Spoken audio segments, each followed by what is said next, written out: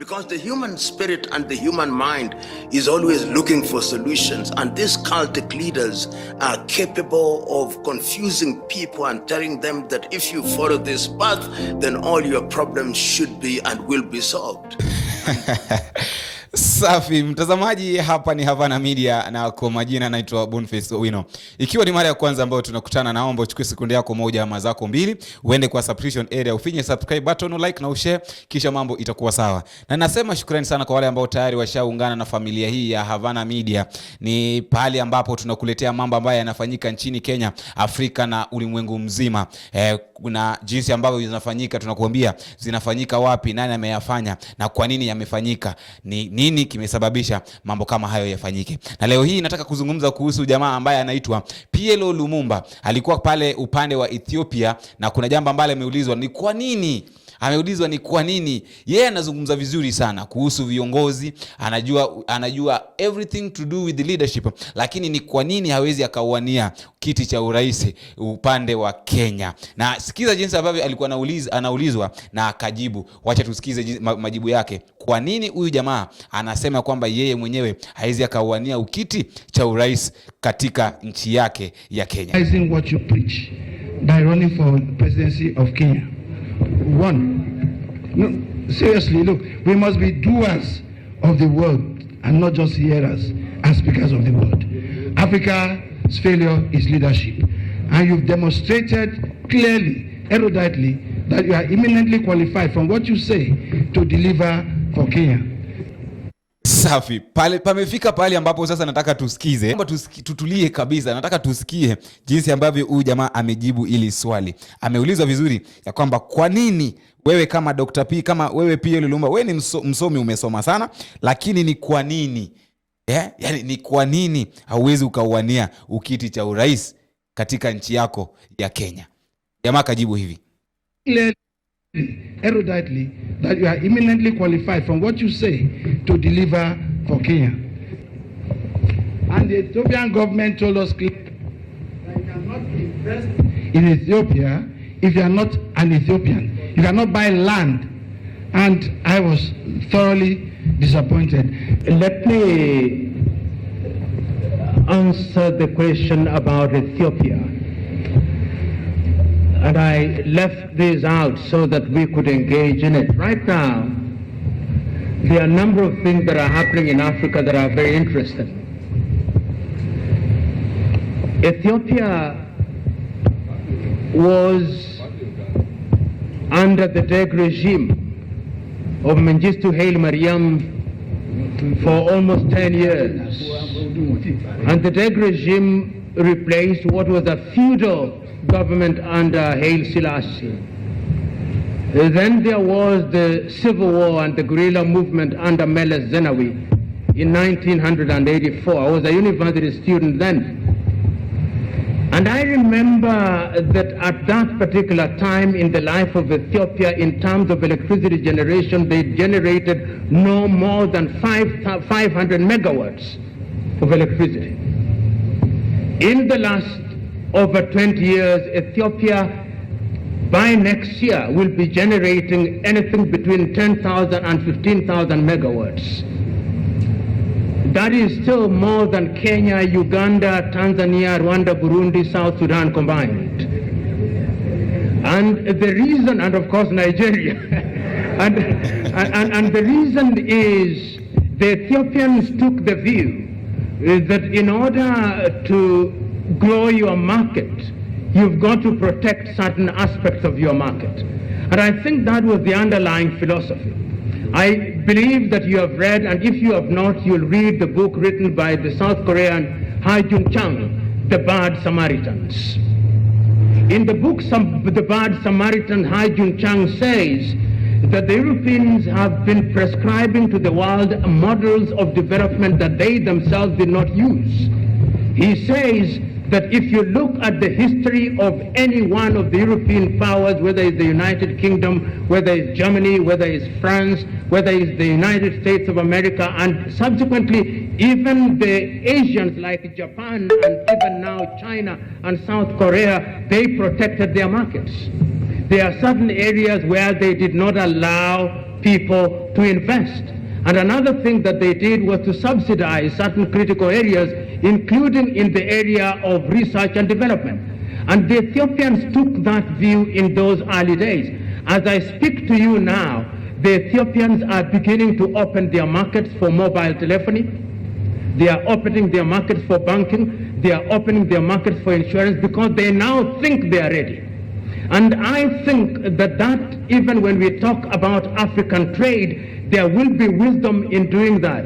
And I can understand, if you ask me in a room, I understand why the Nigerians are closing their market with Benin. There are economic reasons. I understand why they are closing their market with Ghana. But my only contra-argument that Nigeria is so big that even if you allowed Benin and Ghana, nothing would happen. It would be like watering the desert with a teaspoon. That is how big Nigeria is. So effectively what one is saying is that even when we talk about Africa moving and freeing the markets, there are certain fundamentals that must be addressed. Which brings me to a question that you did not ask, but I'll answer nevertheless. ECOWAS is now talking about the ECO. I'm sneezing, and if you are about to sneeze, you must sneeze. It's one of the things that you must do when it comes. So you can see, for example, the ECOWAS says they must have the ECO by next year. I don't think you'll have the ECO next year. And if you ask the economists, and I'm not one, they will tell you no. There are certain fundamentals that must be in place. But it's a good idea. So in short, sharp answer is Africa will have to open up slowly, and the individual countries, because of their different traditions, will have to open up slowly. Which brings me to the question. Is it the case that anybody who wants to change their country must be president? I don't believe so. I do not. Sawa. Sikiza sasa. PLO Lumumba anaeleza ni kwa nini aweze akakuwa president of the Republic of Kenya. In fact, I hold the view that sometimes you are a lot more effective outside of the trappings of the presidency. Because if it happens, is a good thing, because the truth be told, it is easier to influence things from the top if you are well-intentioned. Which brings me to Rwanda, for example. If you listen to somebody like Paul Kagame, there is clarity. Whether you say many things about him, about human rights and other things, but look at a country whose obituary had been written in 1994. Of course, it is still a small country, a population of 12 million, a GDP of no more than 12 billion United States dollars. But you look at what has happened in the recent past against the history that we are talking about, you can see clarity.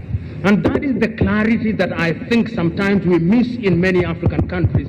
The fact that if we want to deal with the health sector, we are improving the health sector in a manner that is choreographed, in a manner that is coherent. If we are dealing with agriculture, it is coherent. If we are dealing with the mining sector, it is coherent. If we are dealing with research and development for purposes of invention and innovation, it is coherent. If you go to Rwanda today, you can go to Rwanda in the morning and you apply for registration of a company in the morning. In the afternoon, you'll have a certificate of registration. That is what you need. The environment is enabling.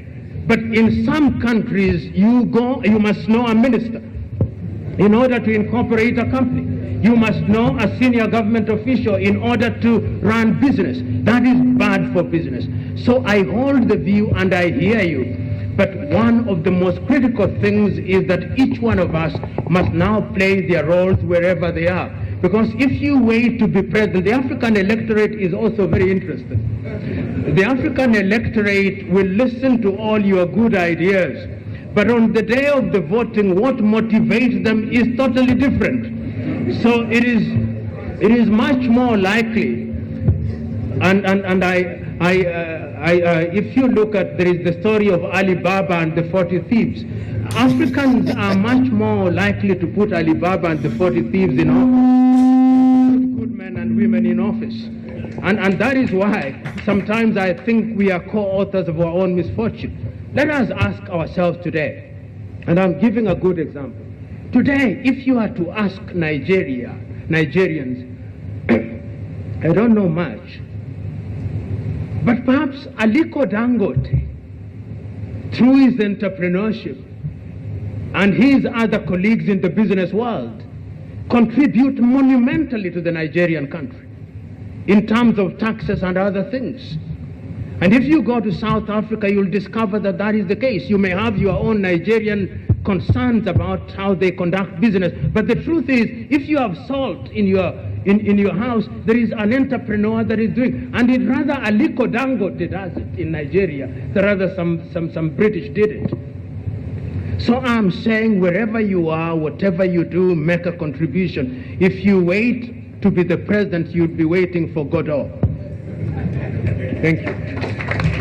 Jamaa amesema kwamba sio lazima uingie ofisini ukue president wa nchi ndio ucontribute kwa kujenga ile nchi, kwa sababu anasema kwamba unaweza campaign kama mtu ambaye aspirant ambaye anataka kuwa president wa nchi fulani, na watu wanaweza wakafurahia sana, lakini at the end of the day, wakati wa kupiga kura, kile ambacho watu wanatafuta ni kile ambacho pengine wewe mwenyewe sio mtu ambaye wanatafuta. Yani the intention is different from what they give. And then akasema kwamba don't wait, don't sit down, don't sit somewhere and wait, contribute to the building of your nation. Naomba uniache comment section, kwa sababu hata mimi nashangaa saa zingine huyu jamaa utoa hizi vitu wapi, kwa sababu unapata mtu amesummarize, anajua kila kitu ambacho kinafanyika, iwe nchi zote, iwe 54 countries in Africa, iwe nchi zote, hata mpaka America, South Africa. Unasikia ame-mention mpaka mtu ambaye ameandika kitabu, Mchinese ambaye ameandika kitabu. Haya yote yameyajuaje? Naomba uniache comment section na uniambie maoni yako ni gani. Na ikiwa ni mara ya kwanza ambayo tunakutana, naomba uchukue sekunde yako moja ama zako mbili, uende utafute Havana Media, alafu ufinye subscribe button. Ukishafinya subscribe button, utaungana na familia hii, na kila wakati kuna ujumbe ambao tumeweka utakuwa kwa upeo wa mbele na utakuwa mtu wa kwanza kuupata. Na ningependa tukutane kwa video ambayo inafuata. Mimi wako Boniface Owino. Bye bye.